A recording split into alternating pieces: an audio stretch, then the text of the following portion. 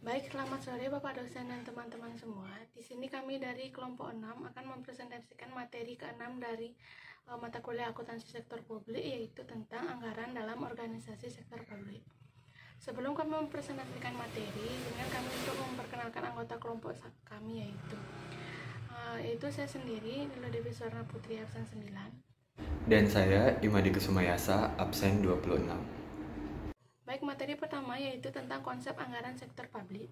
Anggaran adalah pernyataan mengenai estimasi kinerja yang tidak dicapai selama periode tertentu yang dinyatakan dalam ukuran finansial. Dan penganggaran adalah proses atau metode untuk menyiapkan anggaran.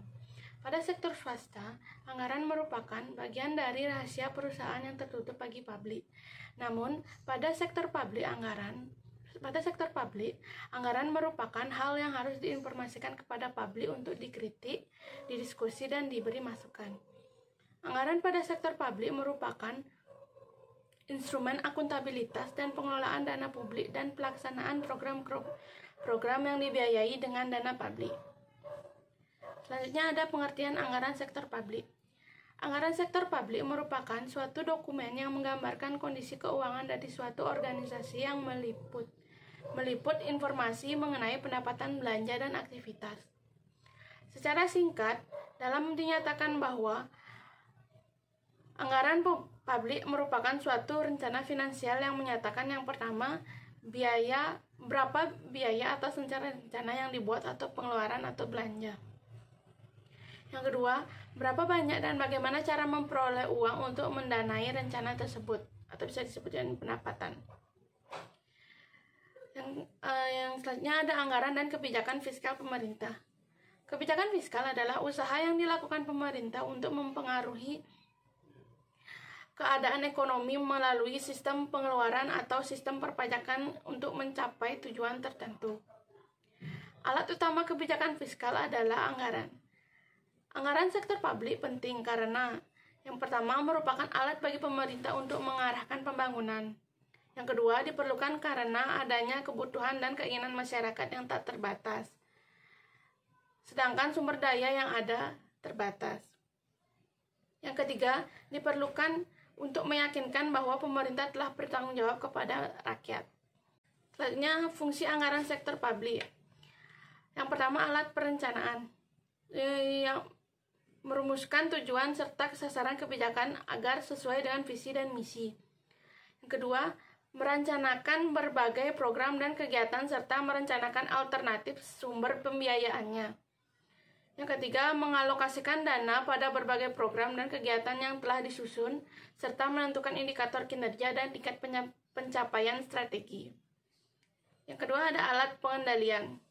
Membandingkan kinerja aktual dengan kinerja yang dianggarkan. Menghitung selisih anggaran, menemukan penyebab yang dapat dikendalikan dan tak dapat dikendalikan atas suatu varians atau selisih anggaran. Merevisi standar biaya atau target anggaran untuk tahun berikutnya. Yang ketiga ada alat kebijakan fiskal. Menstabilkan dan mendorong pertumbuhan ekonomi. Mengetahui arah kebijakan fiskal pemerintah sehingga dapat dilakukan prediksi dan estimasi ekonomi. Fungsi anggaran sektor publik selanjutnya yaitu sebagai alat politik, di mana anggaran merupakan bentuk komitmen eksekutif dan kesepakatan legislatif atas penggunaan dana publik untuk kepentingan tertentu. Anggaran juga berfungsi sebagai alat koordinasi dan komunikasi, di mana anggaran sebagai alat koordinasi antar unit kerja dalam pemerintahan. Anggaran juga dapat mendeteksi terjadinya inkonsistensi dalam suatu unit kerja, dan anggaran juga harus dikomunikasikan ke seluruh bagian organisasi untuk dilaksanakan.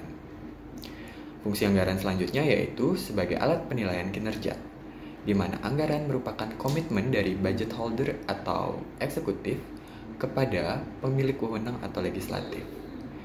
Kinerja dari eksekutif dapat dinilai berdasarkan pencapaian target dan juga efisiensi pelaksanaan anggaran. Anggaran juga berfungsi sebagai alat motivasi yang dapat digunakan untuk memotivasi manajer dan stafnya agar dapat bekerja lebih ekonomis, efektif, dan efisien. Dan terakhir, anggaran sebagai alat untuk menciptakan ruang publik, di mana masyarakat, LSM, perguruan tinggi, dan organisasi kemasyarakatan harus terlibat atau dilibatkan dalam proses penganggaran publik. Selanjutnya kita akan membahas tentang siklus anggaran, di mana siklus anggaran merupakan rangkaian aktivitas dalam suatu proses penganggaran. Menurut Mardiasmo, siklus anggaran terdiri dari 4 tahap, yaitu yang pertama tahap persiapan atau preparation, selanjutnya tahap ratifikasi atau ratification, kemudian tahap pelaksanaan atau implementation, dan yang terakhir tahap pelaporan dan evaluasi atau reporting and evaluation. Tahapan pertama pada siklus anggaran adalah tahap persiapan atau preparation. Pada pra penyusunan anggaran, hal yang dilakukan yaitu menetapkan rencana besar organisasi seperti tujuan, kebijakan, dan asumsi dasar dalam penyusunan anggaran, serta membentuk panitia penyusunan anggaran. Selanjutnya, pada penyusunan anggaran, hal yang dilakukan yaitu menyusun rancangan rencana keuangan yang terdiri dari rencana pendapatan, rencana biaya atau belanja, dan rencana pembiayaan. Dalam menyusun anggaran, harus melibatkan unit kerja yang terkait dengan bidang yang direncanakan.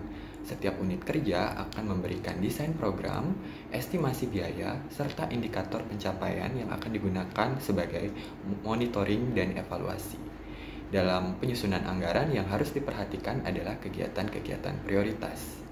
Tahapan yang kedua yaitu tahap ratifikasi atau ratification, di mana hal yang dilakukan yaitu melakukan perundingan untuk menyesuaikan rencana akhir setiap komponen anggaran, kemudian melakukan koordinasi dan penelaahan setiap komponen anggaran, serta mengesahkan dan mendistribusikan anggaran kepada pengguna anggaran.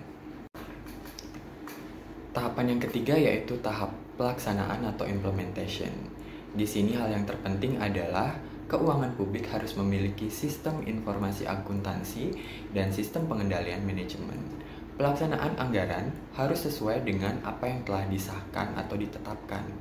Dalam hal ini, anggaran akan menjadi pedoman batas maksimal dari penggunaan yang diizinkan. Selanjutnya, tahap pelaporan dan evaluasi atau reporting and evaluation, di mana pada tahapan ini yang dilakukan adalah menyusun laporan realisasi anggaran bagi setiap penggunaan anggaran, kemudian melakukan analisa varians atau selisih, dan disampaikan ke pimpinan organisasi dan pihak terkait lainnya. Tujuan pelaporan dan evaluasi anggaran adalah untuk melihat apakah pelaksanaan anggaran telah berjalan sesuai dengan rencana yang telah disetujui. Adapun kesimpulan dari materi yang telah kami sampaikan adalah yang pertama, anggaran publik berisi rencana kegiatan yang direpresentasikan dalam bentuk rencana perolehan pendapatan dan belanja dalam satuan moneter. Fungsi dari anggaran sektor publik yaitu sebagai alat perencanaan, alat pengendalian, alat kebijakan fiskal, alat politik, alat koordinasi dan komunikasi, alat penilaian kinerja, alat motivasi, dan menciptakan ruang publik. Rangkaian aktivitas dalam anggaran disebut sebagai siklus anggaran yang terdiri dari 4 tahapan, yaitu yang pertama tahap persiapan, kemudian tahap ratifikasi, tahap pelaksanaan, serta tahap pelaporan dan evaluasi. Demikianlah presentasi dari kami kelompok 6. Apabila ada kesalahan atau kekurangan dalam penyampaian materi, kami mohon maaf. Kami tutup dengan ucapan terima kasih.